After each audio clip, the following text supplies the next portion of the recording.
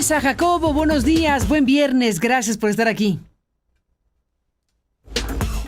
Jacobo, buenos días.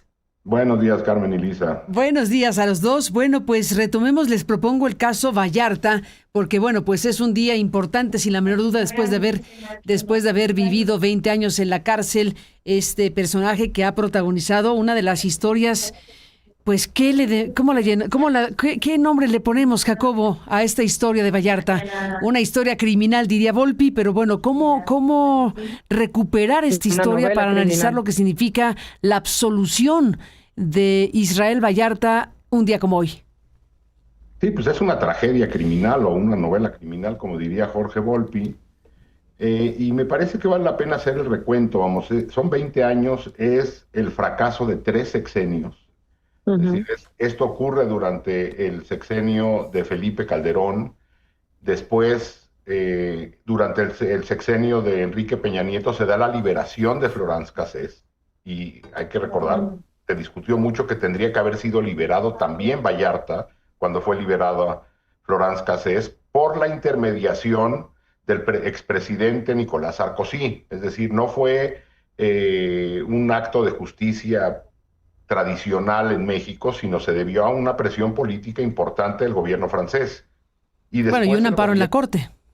exactamente, y después todo el sexenio de Andrés Manuel López Obrador, donde hubo dos personajes sumamente relevantes. Es decir, estuvo como secretaria de Gobernación Olga Sánchez Cordero, que formó parte de la corte que liberó a Cassés, y que como secretaria de Gobernación desde el inicio dijo que el caso Vallarta era una de sus prioridades. No lo fue. Y el ministro o el exministro Saldívar, el famoso efecto corruptor que decía el ministro Saldívar, fue presidente de la Corte, y Vallarta permaneció ahí. Hoy se da la liberación de Vallarta y no fue la fiscalía quien hizo el trabajo, sino una jueza. Una jueza libera a Vallarta después de que la Fiscalía General de la República hizo todo lo que pudo para mantenerlo en la cárcel. Ahora que dicen que el problema son los jueces, hay que recordar que se mantuvo en prisión Israel Vallarta por insistencia de la Fiscalía General de la República. Y terminaría este primer análisis, Carmen, diciendo que el efecto corruptor que decía el ministro Saldívar sigue vivo. O sea, no es un efecto corruptor de ese caso. El efecto corruptor sigue completamente vivo, en el sentido de que el control, la justicia en México no se hace a partir de lo que dicen las leyes y el Estado de Derecho, sino el control político que se hace de la justicia. Y ahí está recientemente lo que mencionaba Anabel en su intervención del caso de Cuitláhuac García, por ejemplo, o de Hernández Requena, o del propio Adán Augusto López, o una larguísima lista de políticos de los cuales se tiene información de participación criminal, pero esa inteligencia no se usa para la justicia, se usa para después poder presionar políticamente. Entonces, el efecto corruptor de la impunidad en este país sigue vivito y coleando. Lisa Sánchez Ortega, ¿qué dices del caso?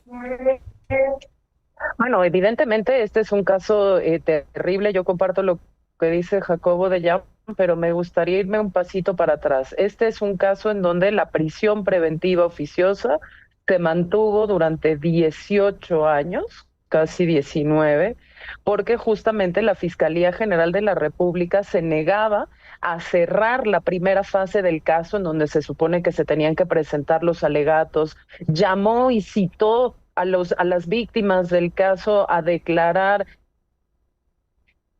N cantidad de veces, a sabiendas de que esas víctimas de ese caso a ir a testificar otra vez en este caso de este montaje, de esta tortura desde 2006.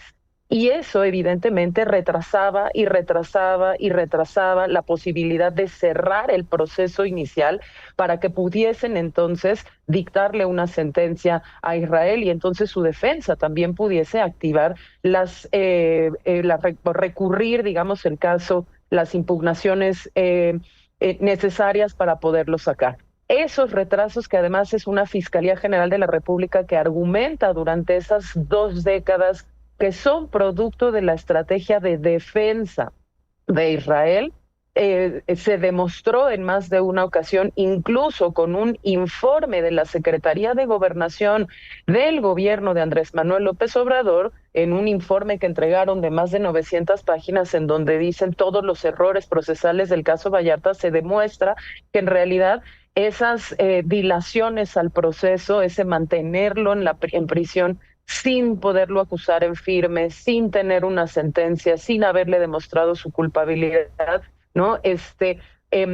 Lo que demostraron fue precisamente que fue la acción deliberada de la Fiscalía General de la República la que, por casarse con su propia versión y mantener, digamos, hasta el final la mentira de la existencia de esta banda criminal y sobre todo de las condiciones de los arrestos, que todos supimos muy poco después de que se llevaron a cabo, que en realidad se habían realizado en otro lugar, en una carretera, a la luz del día y no como lo vimos en televisión, pues eran el producto de la autoridad y no de la defensa de Israel. Entonces, primera reacción, por supuesto que hay que celebrar que Israel pueda salir de prisión. También hay que celebrar que de una vez por todas esta jueza decide cerrar ¿no? esta novela criminal, para seguir utilizando el título del libro de Jorge Volpi, para poder sacarlo de una vez por todas, ya sin demostrar, o más bien ya sin prestarse a este juego de dilación innecesaria, pues de una historia de terror que lo que demuestra es que cuando la autoridad está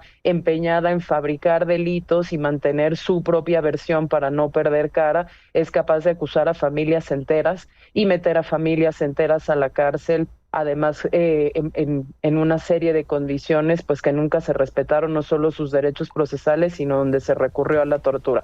Hay que recordarle a nuestra audiencia pues que el Comité de Naciones Unidas en contra de la tortura revisó este caso, pidió que se revisaran no solo las medidas cautelares para que Israel no tuviera que pasar su proceso en la cárcel después de haber estado ya tantos años privado de la libertad, sino que además no le dijo al gobierno mexicano que tenía que tomar las medidas necesarias para que esa presunción de culpabilidad o ese juicio público de culpabilidad no fuese irreversible para calificar, digamos, ya de manera pública y definitiva a Israel como un delincuente, como un secuestrador, porque precisamente la autoridad en todos esos años no había podido demostrarlo, y el daño que se le puede hacer a una persona cuando ya no existe ni la menor duda razonable sobre su inocencia, pues es gigantesco y habrá que reparar. Habrá que repararlo, porque si no es, usted disculpe. Sí, por supuesto. Yo creo que acá no solo estamos viendo que ya en años anteriores hubo detenciones por otros operativos en donde fueron detenidos otros miembros de la familia Vallarta, hubo policías sentenciados, pero no hay una investigación real, y esperemos que esa sí se pueda abrir a partir de la liberación de Israel, sobre las deficiencias de una fiscalía que, en vez de rectificar, ya lo decía muy bien Jacobo Dayan, tuvo la oportunidad de cambiar 3 sexenios, el personal, incluso cuando los términos, digamos, de los fiscales son transeccionales, el personal cambió, las circunstancias cambiaron. Genaro García Luna terminó preso, se detuvo a un montón de las personas que estuvieron, involucradas de alguna manera en la persecución de la familia Vallarta, pero no hay necesariamente una investigación seria sobre las responsabilidades de una fiscalía que no solo se negó a impartir justicia y a poder terminar con ese estatus de prisión preventiva, sino que además hizo todo lo posible porque eso nunca sucediera, para que entonces no se pudieran precisamente pues sacar a la luz las responsabilidades de un montón de funcionarios que hasta el último minuto quisieron seguir con la mentira, sin importar a quién estaban dañando y sin importar a quién estaban lastimando. ¿Qué historia esta? Pues seguiremos hablando del tema, Jacobo Dayan, Lisa Sánchez Ortega. Y bueno, pues hay otros asuntos importantes. Se ha publicado información acerca de los datos preliminares en materia de homicidios. Jacobo, ¿qué tenemos a la vista? Sí, Lisa tiene a la mano las cifras. Sería mejor que empezara Venga, Lisa, te escuchamos con las cifras.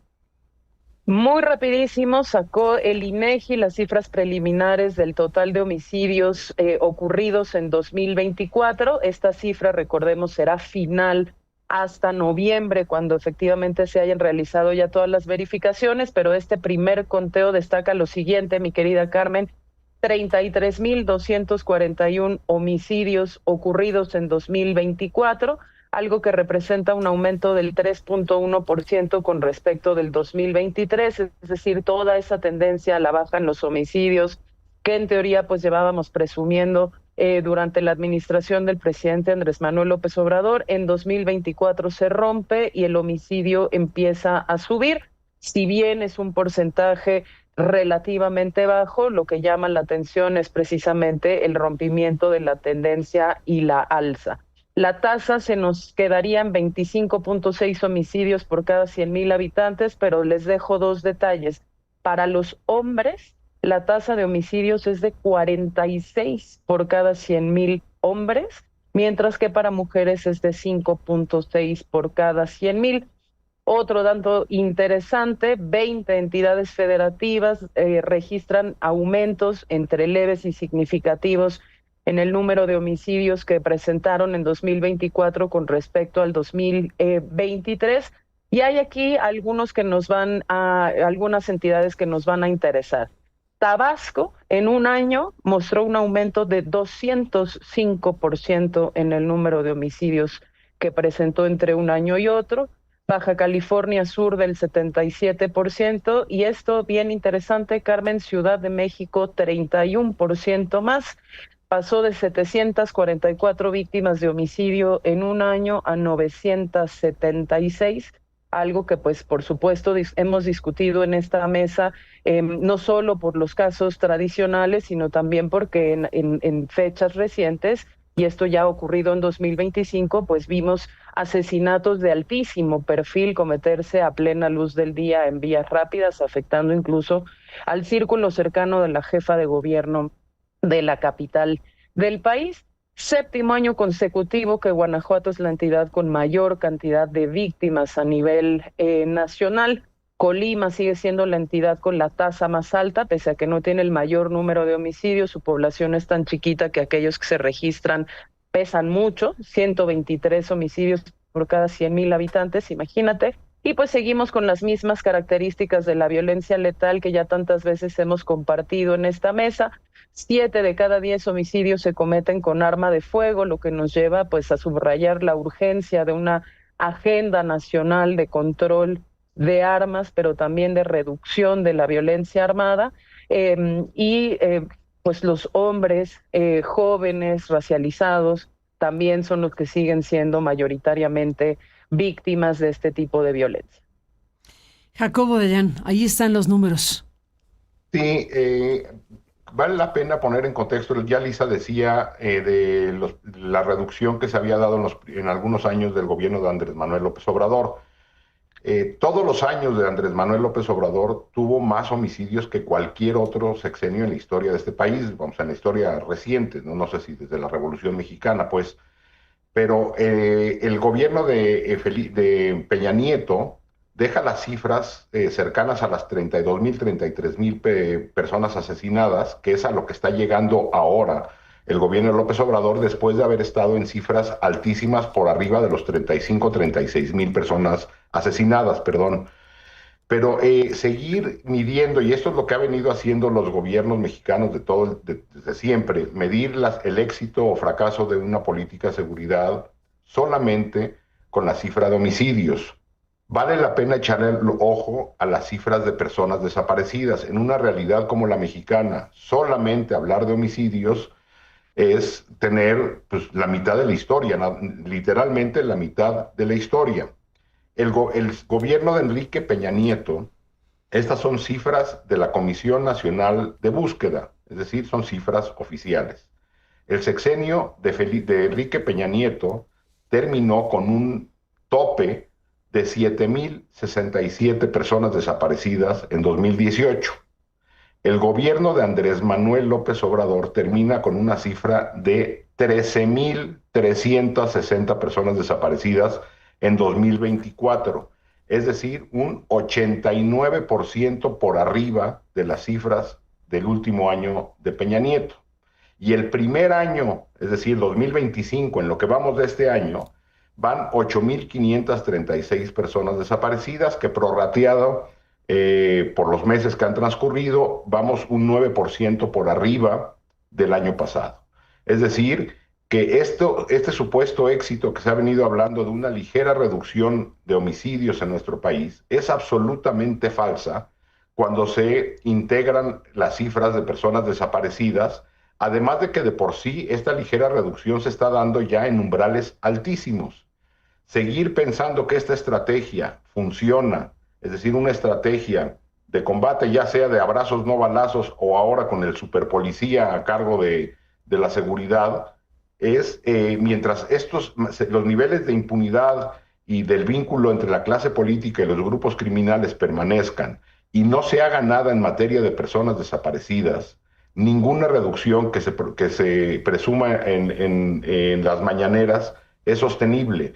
Me parece que es sumamente grave que el INEGI, o sea, sumamente grave que no se haga caso a las cifras que se están presentando y que ahora haya un nuevo intento, y habría que a lo mejor hablar también de lo que está ocurriendo en la Comisión Nacional de Búsqueda, con un abandono absoluto en materia de desaparecidos, incluso ahora llegando a decir que el censo o el número oficial será el que ya habíamos hablado aquí en esta mesa, Carmen, esta base de datos de carpetas de investigación y no la información que está en el Registro Nacional de Personas Desaparecidas. Ni más ni menos, pues ahí está este tema importante sin duda. Y bueno, está otro asunto importante que desde luego ustedes tendrán alguna opinión, esta renuncia de la titular de la Comisión Nacional de Búsqueda. Es importante detenernos aquí. Yo digo que este es uno de esos casos, el de Teresa Reyes, es uno de estos casos en donde uno no se pregunta por qué se fue, sino se pregunta uno por qué llegó a ser titular de la Comisión Nacional de Búsqueda. ¿Qué me dices, Lisa, de este caso? Pues mira, precisamente eso que tú mencionas, Carmen, la pregunta es por qué llegó, pero además una vez que uno se pregunta por qué llegó, de quién fue la responsabilidad de su nombramiento, y luego ya una vez estando ella, habiendo aceptado esa posición, pues cuál es el legado de sus 21 meses de gestión. Y ahí pues no sale no solo beneficiada en el sentido de que hubiese podido avanzar, ¿no? Digamos, como una agenda que se había construido con cuidado en la gestión pasada de Carla Quintana y que por temas políticos, pues ella tiene que salir y se abandona durante mucho tiempo, sino que además, pues hoy sale, por ejemplo, un muy buen reportaje en un medio electrónico, en Animal Político, en donde lo que dicen es, bueno, se dedicó a nombrar a un montón de personas adentro de la Comisión Nacional de Búsqueda que no tenían ningún tipo de experiencia relevante para poder participar de las labores tan importantes de una comisión como esta. Se menciona que llega cerrada absolutamente al diálogo y que a pesar de que poco a poco se abre para poder empezar a hablar con los distintos colectivos de familias en búsqueda de sus desaparecidos, pues eso no significó la reactivación de varios proyectos pues que eran fundamentales para poder seguir avanzando y que se anunciaron con bombo y platillo al inicio de la administración del presidente López Obrador, pero después se abandonaron y sobre todo se argumentó que por la falta de avances significativos en estas iniciativas se iba a dejar de invertir recursos públicos en ellos. Es el caso del mecanismo extraordinario de identificación forense y es el caso, ¿no? De otros proyectos que tenían que servir para poder apresurar sobre todo la identificación y el regresarle la identidad a los más de 52,000 cuerpos que estaban en posesión del Estado y que no habían sido identificados, para poder pues cruzar eso con los registros de personas desaparecidas y poderle devolver certidumbre a un montón de familias pues que seguían en esa búsqueda, ¿no? A mí me parece que es importante hacer una pausa aquí para determinar la responsabilidad de los funcionarios de alto nivel que pusieron a esta persona como titular de la Comisión Nacional de Búsqueda, que efectivamente no debió de haber llegado ahí porque no contaba con las credenciales necesarias para hacerlo y además inició su gestión desde una posición de cerrazón, sino que también pues vamos a tener que hacer un balance de qué fue lo que hizo mientras ella estuvo al frente de esa comisión, y ese balance pues no fue positivo, no solo en términos de que no se avanzaron los proyectos, sino que incluso aquellos que eran prioritarios y contaban con apoyo internacional hasta del sistema de Naciones Unidas, esos también se detuvieron y esos tampoco avanzaron. Entonces, vamos a ver, ahora se supone que el nuevo nombramiento de una comisionada o comisionado nacional de búsqueda tendría que pasar por un proceso amplio de diálogo y consulta. Vamos a ver si eso se realiza en esta nueva administración o no.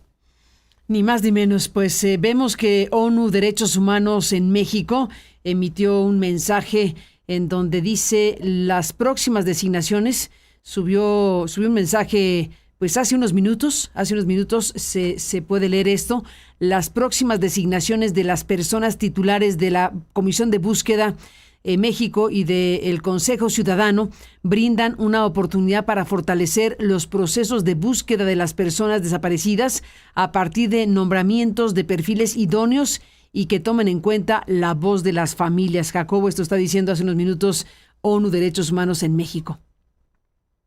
Sí, vale la pena, ya que bueno que lo mencionas, Carmen, el Consejo Ciudadano, que está ahora, el Consejo Ciudadano del Sistema de Búsqueda de Personas, es uno de los tantos órganos que se encontraban en espera de nombramientos por el Senado. Es decir, la lista era enorme, desde, vamos, miembros del INAI, vamos, la cantidad de nombramientos del Tribunal Superior en materia electoral. Es decir, todos estos nombramientos que el Senado decidió no hacer y posponer, entre ellos se encontraba el Consejo Ciudadano de Búsqueda, que había renunciado y cuando salieron diciendo, al igual que en su momento el Consejo de la CNDH, pues no tiene ningún sentido seguir acá si no se escucha la voz de familiares, de expertos, de organizaciones, por parte de la autoridad. Sin duda, la salida de la comisionada es una buena noticia. Yo no soy muy optimista.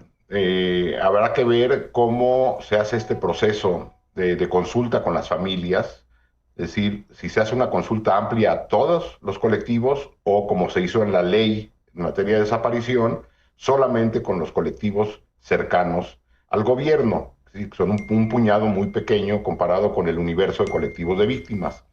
Y la siguiente es ver el perfil de quien queda y si está dispuesto a tragar los sapos que haya que tragar, porque este gobierno no está dispuesto a hacer lo que se tiene que hacer en materia de búsqueda. Tan claro como que la reforma que se acaba de hacer en materia de búsqueda de personas desaparecidas no abordó la mayoría de los problemas, no abordó las recomendaciones del Comité de Naciones Unidas, de desaparición de Naciones Unidas. ¿Qué va a hacer la persona comisionada o comisionado que quede cuando el Comité de Desapariciones Forzadas de la ONU emita su informe, que tendrá que hacer pronto, y el gobierno mexicano seguramente, como ha venido reaccionando, lo desconozca o incluso amenace, como lo ha venido haciendo, con eliminar la ratificación de México de la Convención para la Desaparición Forzada de Personas? ¿Qué hará la comisionada o comisionado cuando no haya recursos para la búsqueda de personas? Cuando el rezago forense del que hablaba Lisa, de 72,000 cuerpos, permanezca porque no hay recursos. ¿Qué hará cuando la impunidad se mantenga en altísimos porcentajes cercanos al 100%? ¿Qué hará la nueva comisionada o comisionado cuando las recomendaciones internacionales apunten a que una de las causas principales para que las desapariciones continúen de manera acelerada, como lo hemos estado viendo en las cifras que recién mencioné, tiene que ver con la militarización de la seguridad pública y que no va a haber marcha atrás? Es decir, quien quede estará dispuesta o dispuesto a tragar los sapos necesarios para mantenerse ahí, para ver si se puede hacer algo, aunque sea pequeño. Yo no soy tan optimista, Carmen. Ahí está la renuncia de Carla Quintana y tuvieron que meter a este personaje, al igual que lo hicieron en la CNDH, que no nada más vino a ocupar el puesto de comisionada, sino que desmanteló las capacidades técnicas, las instalaciones y la capacidad humana que había al interior de la CNB. Hoy la Comisión Nacional de Búsqueda es 90% lealtad, 10% capacidad. ¿Cuántos años le llevará a quien entre darle la vuelta a esto? Me parece que Si no hay una voluntad política seria por parte de fiscalías y del gobierno federal, y hasta hoy han mostrado que no la hay, la reforma a la ley de desaparición es clara, la utilizaron para meter lo que Donald Trump nos vino a pedir, los biométricos, que no tienen nada que ver con la búsqueda de personas desaparecidas. Si no hay esa voluntad en gobernadoras, gobernadores, fiscales, ni la presidencia, pues es buena noticia la salida de la comisionada de Teresa Guadalupe Reyes, pero yo no soy muy optimista en lo que venga. ¿Tú eres optimista, Lisa? Ay, sí.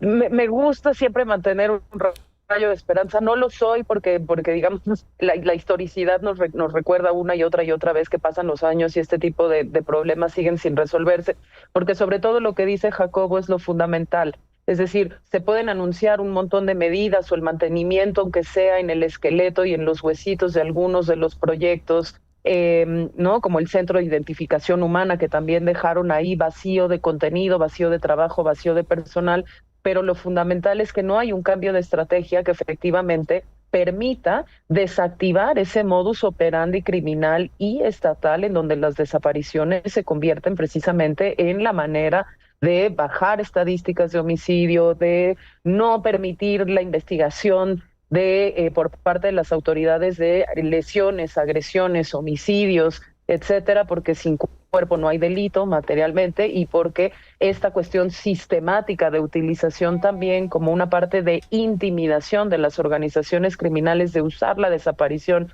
para instalar mecanismos de gobernanza criminal, es algo que necesita no solo un buen titular en la Comisión Nacional de Búsqueda, necesita buenos fiscales, necesita buenos peritos, necesita buenas investigaciones, necesita procesos, como decíamos en la mesa pasada, de descaptura del Estado que empiecen por lo más local, por lo más chiquito, si tú quieres, pero que permitan ir desactivando precisamente las condiciones estructurales que permiten que la desaparición sea utilizada por criminales o incluso por autoridades, pues como un mecanismo para infundir miedo, para ejercer control, para ejercer poder y para inhibir la acción de la autoridad y la justicia para las familias, ¿no? Entonces, en ese sentido, creo que nos vamos a seguir debiendo mientras nos mantengamos incólumes en la estrategia de seguridad y de procuración de justicia.